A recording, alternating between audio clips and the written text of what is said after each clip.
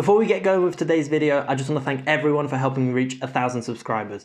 The channel's been growing a lot faster than I ever expected it would, and I've received some really encouraging comments from a lot of you since I started this channel, and I really appreciate the support.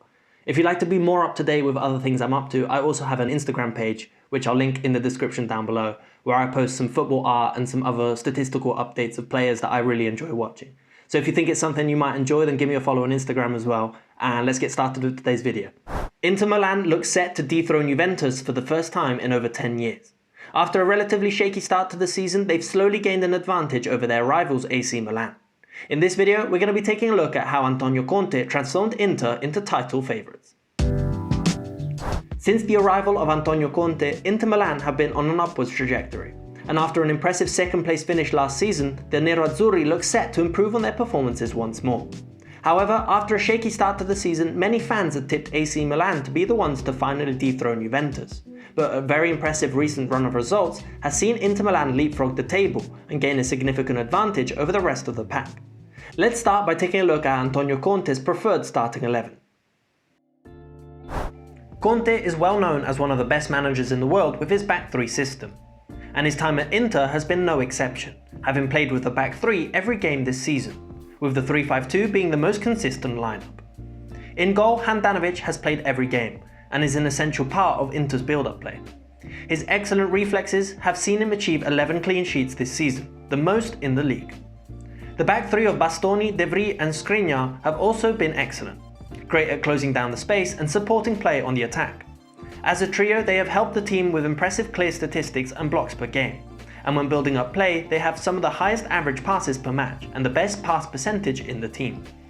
The two preferred fullbacks have been Hakimi and Perisic, with Ashley Young a common replacement for Perisic on the left flank. The pair are arguably much more effective on the attack than on their defensive duties, and the stats make this evident, with above average tackles, but excelling in assists, goals scored and crosses. The midfield three of Barella, Brozovic and Vidal are key to Inter's balance, and have been able to support attack and defence consistently throughout the season. Brozovic and Barella have been excellent at attacking the half spaces and playing the strikers in behind, with 11 assists between them and the most key passes per game, while Vidal being slightly less dynamic and acting in more of a defensive role compared to Barella. At times, Eriksen and Gagliardini have also featured in the midfield and been similarly effective in creating chances for the strikers. The main difference we see with Eriksen, and maybe one of the main reasons as to why he's not featured as much as fans would have hoped, is his more defensive positioning, usually acting as a double defensive pivot alongside Brozovic, and not being used as high up the pitch where we've seen him be so dangerous for Spurs. Up top, Lautaro Martinez and Romelu Lukaku have found an excellent partnership between them, netting a total 34 goals and 13 assists. Lukaku is an excellent target man, while Martinez has troubled defences with his dribbling and frequent shots on goal. The summer signings of Vidal, Barella and Hakimi have certainly bolstered Inter's cohesion on the pitch, and have cemented their place within Antonio Conte's preferred starting 11. Now let's take a look at the team's main statistics from this season. Currently in first place, Inter have the second best attack and the second best defence in the league. When attacking, they move 32% down the left, 28% down the middle and 40% down the right, which is the highest in the league. And when building up play, 26% of play happens in their third, 44% down the middle and 30% in the final third. Of their goals scored, 42 came from open play, and a league high of 5 came from counter-attacking positions. And of these goals, 8% were in the 6-yard box, 61% from the 18-yard box and 31% from outside the box. These statistics help us understand why Inter Milan have been so successful this season. And now, let's break that down even further by looking at their main attacking dynamics. First off, Inter will primarily attempt to build up play from the back line. Check out my video on back three formations to understand the main tactics behind the back three system. Inter's possession-based game is based on intricate movements between the lines, and as a result have completed the least amount of long balls than any team in the league. Even with the ball in the back line, the strikers already have a big part to play, and Martinez and Lukaku will drop deep one at a time and help the team move the ball through the lines. The strikers have developed an excellent partnership, and with one striker dropping deep, the other will immediately press the back line and look for any balls over the top from the layoff in the midfield. This is also one of the main reasons as to why Inter have been excellent at counterattacks this season, with one striker helping the team with a target between the lines and the other attacking the space in behind. However, if this ball into the striker is not available, then the back three have a cautious and patient approach to the build-up phase, often shuffling the ball between themselves while the fullbacks slowly shift into more offensive positioning. Brozovic has a very important role during the first phase, often switching play and spreading the ball wide to the fullbacks. However, these progressive passes aren't always readily available, and if he is the recipient of an aggressive press, then he can lay the ball off to the wide centre-backs, who have been excellent at breaking into the midfield line and adding more numbers to Inter's attacks. A perfect example of this can be seen in their most recent game against Bologna, with Bastoni laying the ball off to the fullback before an aggressive sprint in behind the back line, before delivering an inch-perfect cross to Romelu Lukaku. The importance of half spaces in attack has been emphasised for years, but the half spaces in more defensive positions, such as the one that is occupied by the wide centre-backs, is just as important, given that with the fullbacks out wide and the centre-mids covering the midfield, it frees up a direct vertical channel into one of the strikers, and the possibility of creating an overload on one side of the pitch. One more thing to note is that under Antonio Conte, Inter are excellent at each player working in their position and linking up play, but are a lot less reliant on positional interchanges. For example, the two midfielders of Brozovic and Barella will usually operate in more central areas, at most attacking the half spaces, but will rarely find themselves out wide on the wing.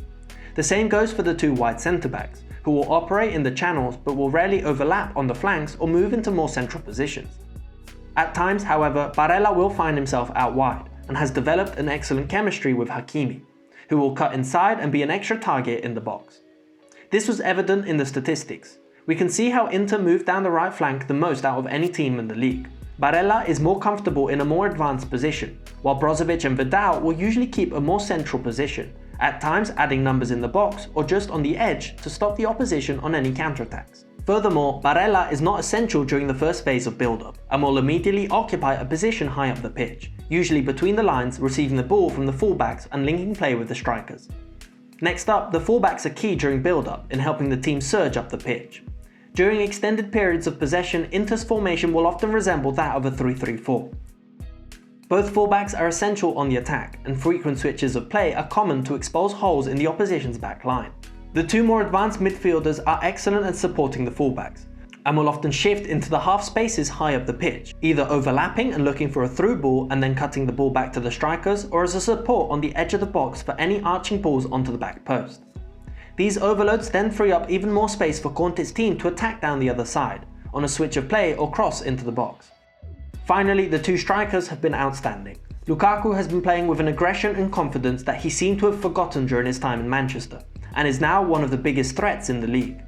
When receiving the ball, his strength has allowed him to turn defenders or beat the centre-backs in the air, and his pace allows him to run at defenders before finishing with incredibly powerful strikes. His positioning with Martinez is dynamic, and with one coming short, the other will stay on the back line and be on the receiving end of any crosses. Inter Milan has been one of the most exciting teams to watch this season, with fantastic movement and great intricate passing displays. But it's not just their attack that's made them so lethal this year, and recently, compared to the start of the season, their defence has improved substantially. When possession is lost, the wing-backs and the central midfielders will immediately condense the field as much as possible.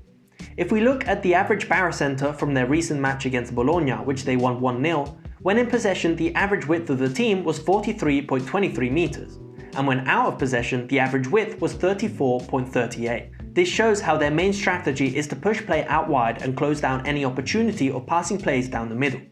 This is even more evident when we look at Bologna's main attacking routes, with 35% down the left, 37% down the right, and only 28% down the middle. One main difference that Antonio Conte has made when out of possession compared to last season is their high press. While last season Inter would press teams relatively high up the pitch, this season the whole team has chosen to adopt a more compact shape, allowing the opposition to have more space in their half but less room to maneuver when moving into Inter's half. In fact, compared to last season, the team's defensive barocentre is a total of 8 metres lower, which may not seem like a lot but is a substantial difference in pressing numbers. With the opposition entering the final third, the formation can shift into a 5-4-1 or 5-3-2. The wide centre-backs can cover the spaces behind the fullbacks if they decide to press the opposition wingers, and the whole back line will shift to cover any players in the half spaces. At times, the main difficulty Inter has had defensively is with dealing with crosses into the box, specifically from set pieces, with the opposition committing a lot of players to the back post. But when regaining possession, Inter are extremely dangerous from counter-attacking positions, as the two strikers will maintain their positioning high up the pitch, and any long balls will be latched onto by the strikers, allowing Inter to hit teams on the counter. Between finishing second in the Serie A and narrowly missing out on the Europa League last season, things couldn't have gone much better for Antonio Conte and his men in the current campaign. The Italian manager has continued to develop his tactical philosophy, and seems to have been able to work his magic once more. With Juventus suddenly in a bit of a slump, Inter Milan look destined to win the Scudetto in 2021. Now what do you think of Inter Milan, and where do you think they'll finish the current season? If you enjoyed this type of video, then please let me know by leaving a like and subscribing to the channel. Thanks for watching.